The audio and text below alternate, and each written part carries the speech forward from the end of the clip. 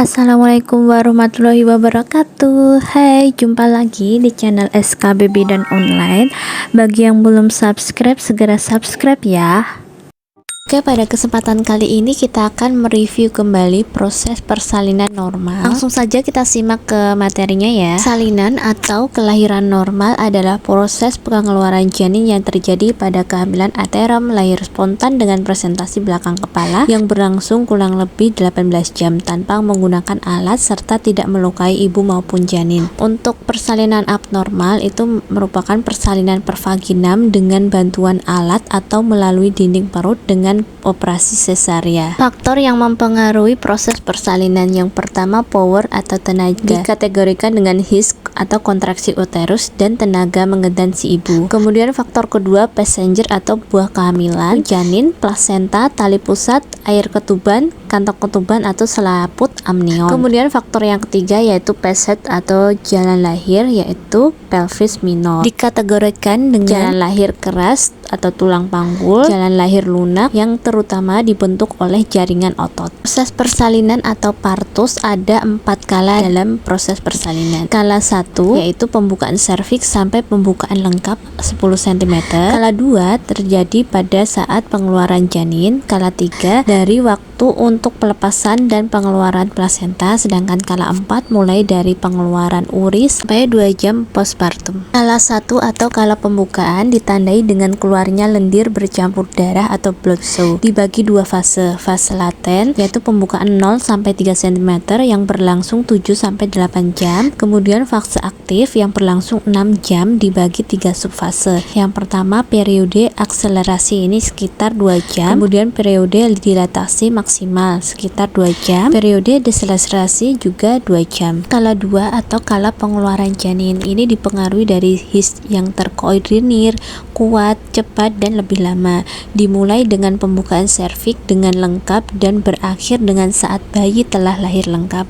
Pada kala ini ibu ingin mengedan makin kuat sehingga perineum meregang dan anusnya membuka. Bagian terbawah janin turun hingga dasar panggul, sedangkan kepala dilahirkan lebih dahulu dengan suboksiput di bawah simfisis sehingga bahu dan anggota badan janin lahir. Pada primipara, kala 2 berlangsung 1,5 hingga 2 jam, sedangkan pada multipara kala 2 berlangsung setengah hingga 1 jam. Selanjutnya kala 3 atau kala pengeluaran uri biasanya berlangsung 5 hingga 30 menit setelah bayi lahir. Segera setelah bayi lahir, tinggi fundus uteri dan konsistensi dipastikan sampai terdapat tanda-tanda pelepasan plasenta. Dilakukan manajemen aktif kala 3 untuk menghasilkan kontraksi uterus yang lebih efektif sehingga mengurangi kehilangan darah. Dengan cara pemberian uterotonika profilaksis, melakukan peregangan tali pusat terkendali dan melakukan masas fundus uteri. Persalinan kala 3 merupakan periode persalinan antara lahirnya janin sampai lahirnya plasenta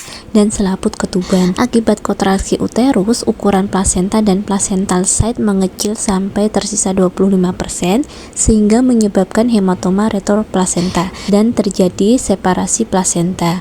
Separasi plasenta umumnya terjadi 5 menit setelah janin lahir. Penata laksanaan kala 3 dibagi 2. Yang pertama penata laksanaan klasik atau tradisional, yang kedua penata laksanaan aktif. Tata laksana persalinan kala 3 aktif. Setelah tali pusat dipotong, pastikan ini merupakan kehamilan tunggal. Setelah plasenta lahir, lakukan inspeksi plasenta dan selaput ketuban. Kala 4 persalinan, hal-hal yang perlu dipantau selama 2 jam setelah postpartum. Yang pertama tekanan darah, nadi, TFU, perdarahan setiap 15 menit pada 1 jam pertama dan 30 menit pada 1 jam kedua. Yang kedua masas uterus setiap 15 menit pada 1 jam pertama dan 30 menit setiap pada 1 jam kedua.